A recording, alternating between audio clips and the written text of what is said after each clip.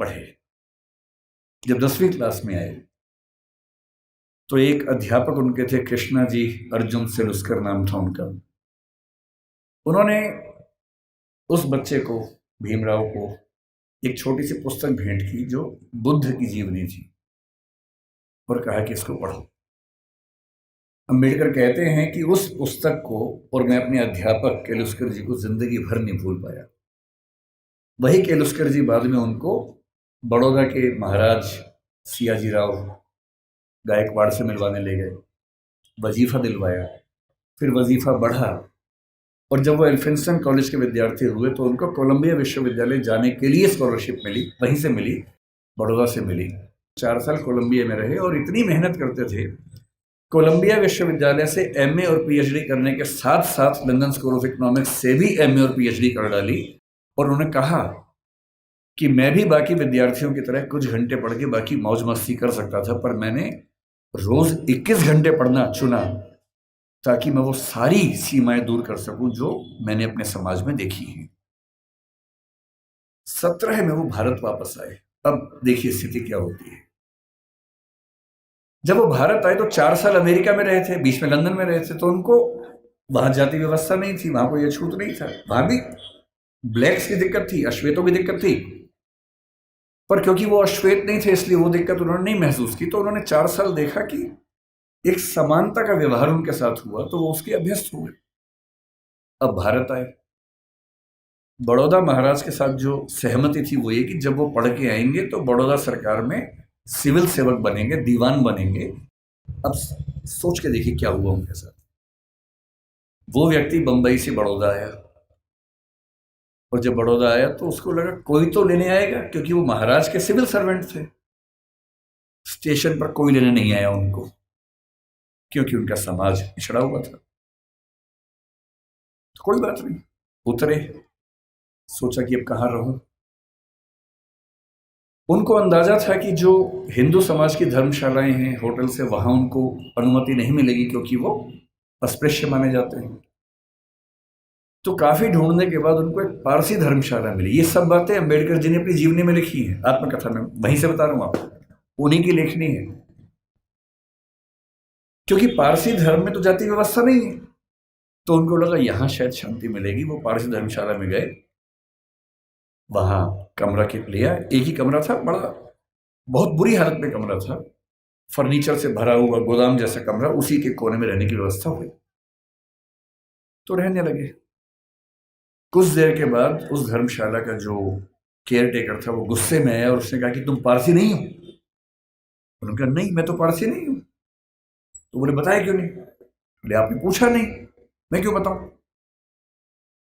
लेकिन उस धर्मशाला में कई महीनों से शायद कोई आया ही नहीं था, हालत खराब थी। तो फिर सहमति बनी कि यार तुम ना रजिस्टर में कोई पारसी नाम लिख दो, मैं मैनेज कर लूंगा। और बोले मुझे कुछ दिन में घर मिल ही जाएगा, मैं फिर वहां शिफ्ट हो जाऊंगा। तो एक पारसी नाम कुछ रख के काम चलाया। लेकिन 11 दिन हुए थे अभी, और 11वें दिन लगभग 10 से 15 पारसी युवक हथियार, लाठी, डंडे हाथ में लेके चिल्लाते हुए उनकी तरफ बढ़े। और तब उन्होंने कहा कि एक अछूत आदमी पारसी धर्मशाला में कैसे आ गया, तुमने हमारी धर्मशाला खराब कर दी। अंबेडकर जी ने कहा कि आपके धर्म में तो जाति व्यवस्था है नहीं। बोले वो सब हमें नहीं पता, भागो यहां से। और खतरा था कि हिंसा हो सकती थी। अंत में तय हुआ कि शाम तक का समय है, छोड़ देना वरना छोड़ेंगे नहीं। डॉक्टर अम्बेडकर अपने ऑफिस गए। ऑफिस में उनकी कुर्सी अलग बनाई गई। उनका चपरासी उनको पानी इस तरह से देता था कि जैसे किसी खराब व्यक्ति को दे रहा हो। फाइलें फेंक के देता था ताकि छू ना ले।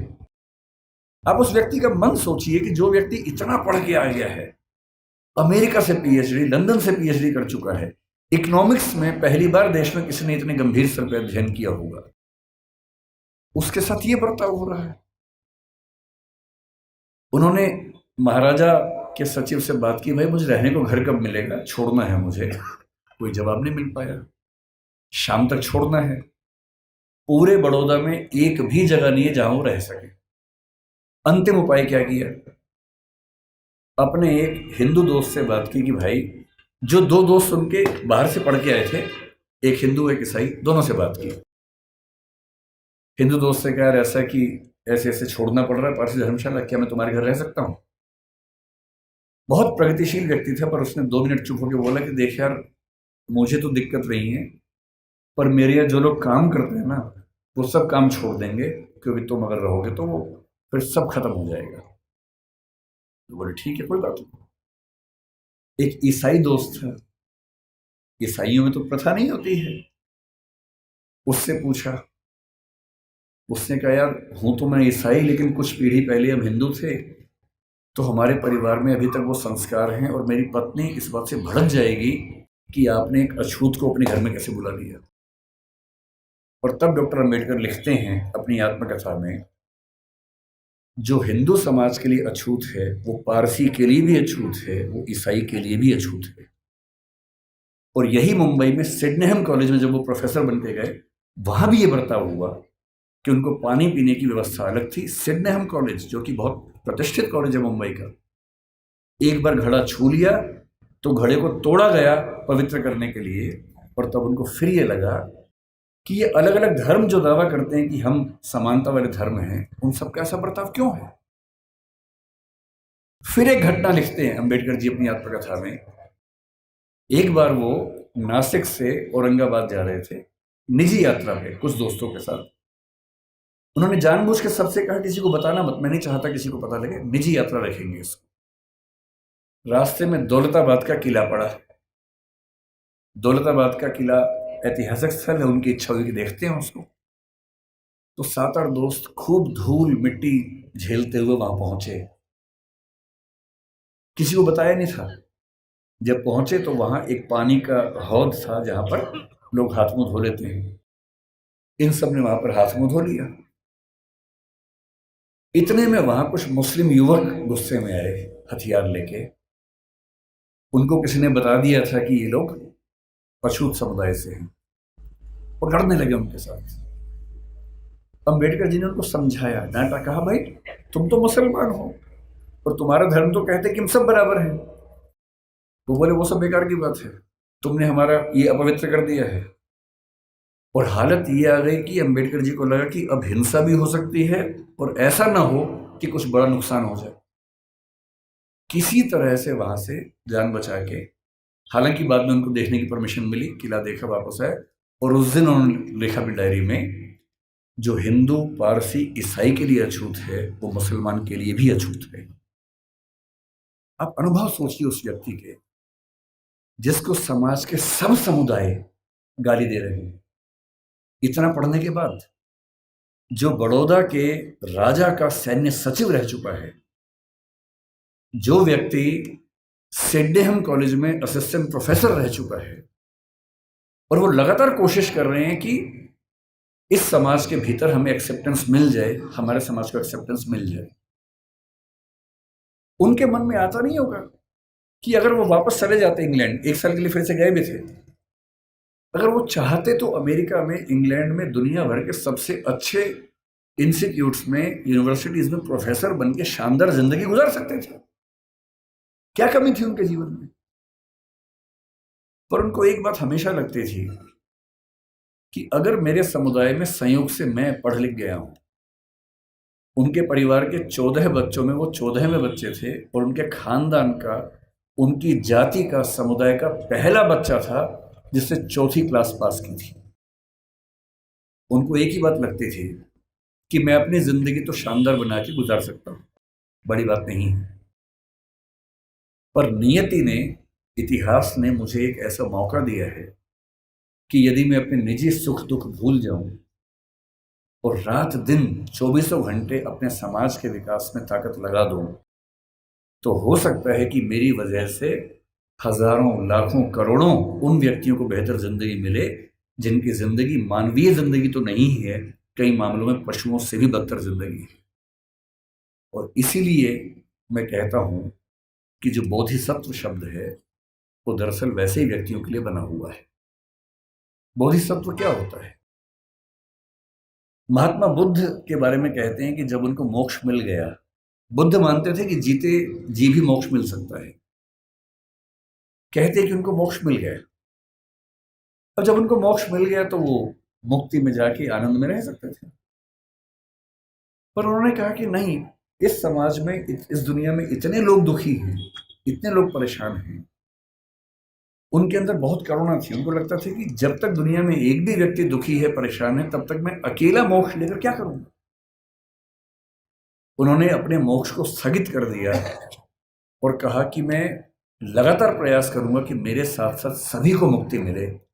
और तब से बुद्धिज्म में कंसेप्ट आया कि जो व्यक्ति अपनी मुक्ति के लिए अर्ह है, एलिजिबल है, उसके बाद भी मुक्त नहीं होना चाहता, क्योंकि वो चाहता है कि मैं सबको मुक्त करके मुक्त होऊंगा, उसको बोधिसत्व कहते हैं। और इस समाज में यदि कोई सच्चा बोधिसत्व हुआ है तो वो डॉक्टर अंबेडकर हैं। इस बात को हमें ईमानदारी से मानना चाहिए। इतने बुरे अनुभवों से गुजरने के बाद इस व्यक्ति को गुस्सा क्यों नहीं आएगा? इस व्यक्ति के अंदर नफरत पैदा क्यों नहीं होती? ऐसा ही हुआ था 1848 में ज्योतिराव फूले के साथ। फूले अंग्रेजी माध्यम से पढ़े हुए व्यक्ति थे और जब पढ़ाई खत्म हुई उनकी 1847 में, 1848 में उनके एक मित्र ने, जो कि उच्च जाति का था, कहा कि मेरी शादी है तो मेरी शादी में आना। इनको भी लगा ठीक है, चलता हूं। उसी शादी में चले गए। उस शादी में वो गए और दूल्हे के माता पिता ने जैसे ही देखा कि एक अवर्ण व्यक्ति विवाह में आ गया है, इतना खराब से उनको लताड़ा, इतना अपमान किया।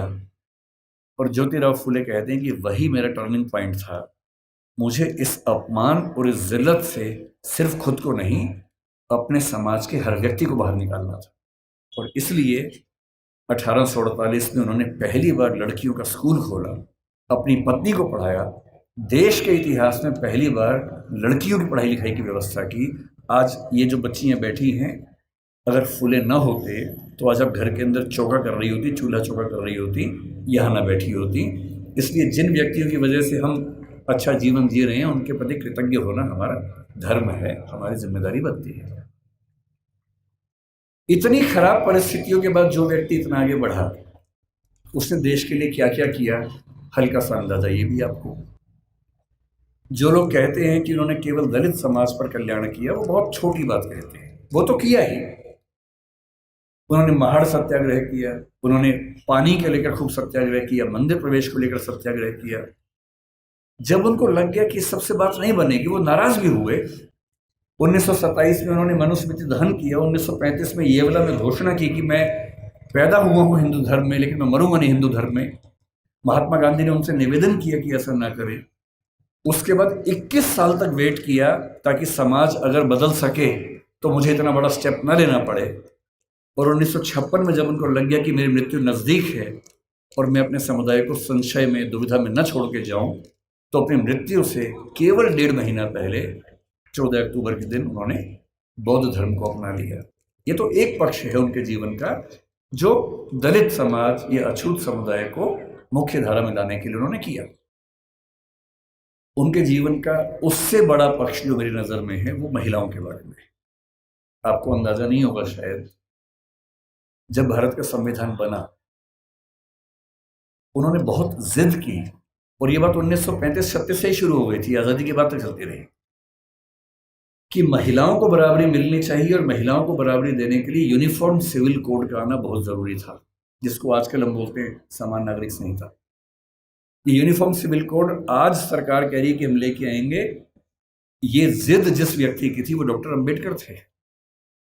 उनको पता था कि जब तक सामाजिक कानून सभी धर्मों में पुरुष और महिला के लिए बराबर नहीं होंगे, तब तक महिलाएं आगे नहीं बढ़ सकती हैं। और उन्होंने कहा था, मैं किसी समाज की प्रगति का अनुमान इस बात से करता हूं कि वहां महिलाओं की हालत कैसी है। अगर महिलाएं पढ़ी लिखी नहीं है, वो घर के अंदर बंद है, तो समाज कैसे प्रगति करेगा? वो नेहरू जी से लड़ गए। जिस सरकार में वो कानून मंत्री थे, 1946 से 51 के बीच का जो दौर था, उन्होंने नेहरू जी से, जो प्रधानमंत्री थे, खूब झगड़ा किया कि यूनिफॉर्म सिविल कोड आप लेके आइए। उस समय नेहरू जी का मानना यह था कि 1951 के पहले आम चुनाव होने के बाद, जनता से विश्वास लेने के बाद मैं लेके आऊंगा। और अंबेडकर साहब ने नाराज होकर इस मुद्दे पर देश के कानून मंत्री के पद से इस्तीफा दिया और एक भाषण दिया जिसमें कहा कि नेहरू जी ने अपने वायदे को निभाया नहीं है और महिलाओं की बराबरी के लिए जो प्रयास करना चाहिए वो प्रयास कर नहीं रहे। और फिर 1956 में उनकी मृत्यु होने से 1.5 साल पहले जो हिंदू कोड बिल था, Hindu code bill uniform civil code का एक बड़ा हिस्सा था जो हिंदू समाज के बारे में था, उसको 4 कानूनों के रूप में नेहरू जी ने पारित करवाया, जिसमें से एक हिंदू मैरिज एक्ट है, एक हिंदू सक्सेशन एक्ट है। और यदि आज हिंदू समाज की महिलाओं को वो सारे अधिकार मिल पाए हैं जो हिंदू पुरुषों को मिलते हैं, तो उसके पीछे जिम्मेदार सबसे बड़ा यदि कोई एक व्यक्ति है तो वो डॉक्टर अंबेडकर है। इसलिए भारत की महिलाओं को, आप जिस भी धर्म को मानते हो, मुस्लिम समाज पर यूनिफॉर्म सिविल कोड उस समय लागू नहीं करवा पाए वो, अब शायद वो भी होगा। और किसी भी समाज हो, हिंदू समाज हो, मुस्लिम समाज हो, कोई भी समाज, यदि उस समाज की महिलाओं के साथ बराबरी नहीं है तो राज्य की जिम्मेदारी बनती है कि वो कानून बनाकर बराबरी लाए। और ये विचार मुख्य रूप से अंबेडकर जी का ही था, जिसकी वजह से आज हम यहाँ खड़े हैं। तीसरी बात, लोग कहते हैं कि आज़ादी के संघर्ष में उन्होंने उतना साथ नहीं दिया। ठीक बात है, उनकी अपनी प्राथमिकताएं थी। 1942 से 46 तक जब स्वाधीनता संग्राम एकदम चरम स्तर पर था, वो वायसराय की काउंसिल में श्रम मंत्री थे या श्रम विभाग के प्रमुख थे। आज हम कहते हैं कि भारत में जो श्रम सुधार हैं, श्रम सुधार का मतलब किसी भी व्यक्ति को नौकरी पे रखेंगे तो कम से कम इतना वेतन देना ही होगा। न्यूनतम वेतन बोलते हैं, मिनिमम वेजेस बोलते हैं, प्रोविडेंट फंड बोलते हैं कि जब कोई व्यक्ति रिटायर हो तो उसको कितना पैसा मिलता है एक साथ। यदि कोई व्यक्ति 8 घंटे से ज़्यादा काम करता है उसको अतिरिक्त वेतन मिलना चाहिए, ओवर टाइम की पेमेंट मिलनी चाहिए। ये सारे श्रम सुधार जिस व्यक्ति ने किए हैं भारत में, वो डॉक्टर अंबेडकर हैं। इसलिए वो जिम्मेदारी केवल दलित समाज की नहीं है, देश की सारी महिलाओं की भी है, देश के सारे मजदूरों और नौकरी करने वालों की भी है। इन सब के प्रति, सब ठीक है ना, इन सब के प्रति डॉक्टर अंबेडकर की भूमिका ऐसी है कि हम उसको भूल नहीं सकते। अंतिम बात, आपकी स्थिति को देखते हुए जल्दी खत्म करते, उनसे हमें क्या सीखना चाहिए, क्या सीखें उनसे? उनसे हमें मुख्य रूप से 3-4 बातें सीखनी है। उन्होंने कहा कि मैंने जो कुछ सीखा है 3 व्यक्तियों से सीखा है, बुद्ध से सीखा, कबीर से सीखा और ज्योतिराव फुले से सीखा। सच बात है कि उन्होंने अपनी माँ भीमा बाई से भी बहुत कुछ सीखा, क्योंकि माँ ने ही सिखाया था कि भूल के भी झगड़ा मत करना, पढ़ना। और उनकी जिंदगी में एक टर्निंग पॉइंट ये भी था कि जब उनकी माँ की मृत्यु हो रही थी तो कोई वैद्य उनके घर तक नहीं आए, क्योंकि वो अछूत महिला थी, तो वैद्य उनके घर में कैसे आ सकता था। और तब उनको लगा कि मेरी माँ जिस रोग से मरी वो तो चलो एक दैहिक रोग था, पर ये समाज जिस मानसिक रोग से ग्रस्त है उसका इलाज जरूरी है। और जीवन भर उन्होंने वो किया। अंबेडकर जी से आपको और हमें क्या सीखना चाहिए? मैं तो अपने हिस्से का सीखता हूं, आपको भी क्या सीखना चाहिए?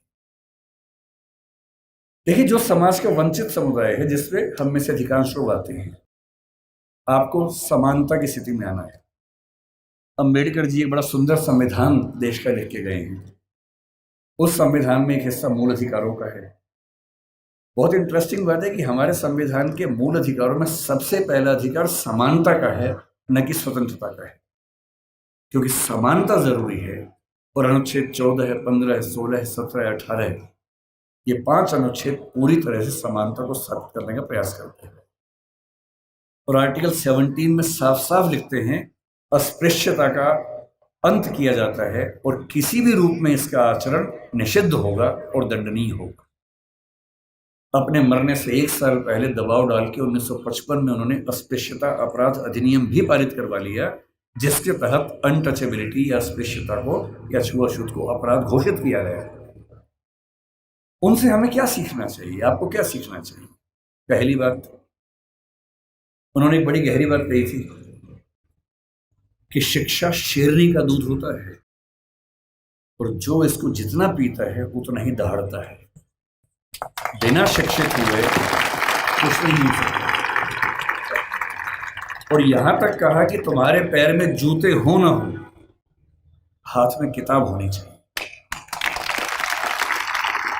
क्योंकि क्योंकि एक जीवन में अगर आप चाहते हैं कई जीवन के बराबर जिंदगी जी के आगे बढ़ना, उसका एक ही रास्ता है, किताबें, पढ़ाई। इसके उदाहरण खुद डॉक्टर अंबेडकर हैं। आपके समाज के पास ना उतना पैसा है, ना उतनी जमीन है, ना उतनी संपत्ति है, ना उतना रसूख है, ना उतनी पॉलिटिकल ताकत है।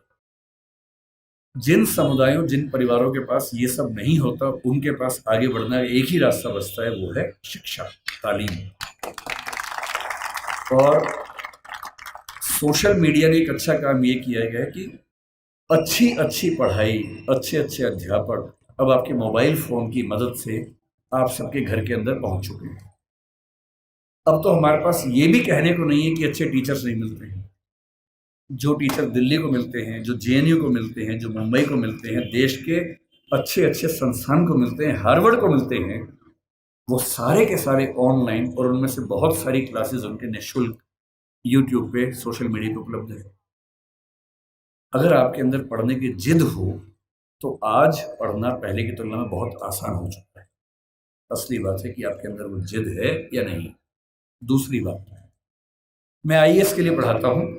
दृष्टि नाम की संस्था हमारी है और हमारे बहुत सारे बच्चे आईएएस बनते हैं, जिनमें से बहुत अच्छा अनुपात उन बच्चों का है जो एससी एसटी कैटेगरी से, ओबीसी कैटेगरी से होते हैं। मैंने एक चीज देखी है, आपसे विशेष रूप से निवेदन कर रहा हूं। बहुत सारे ऐसे बच्चे होते हैं जो समाज के पिछड़े समुदाय से आते हैं और उनको इस बात की बड़ी शर्मिंदगी होती है कि मैं पिछड़े समुदाय से हूं।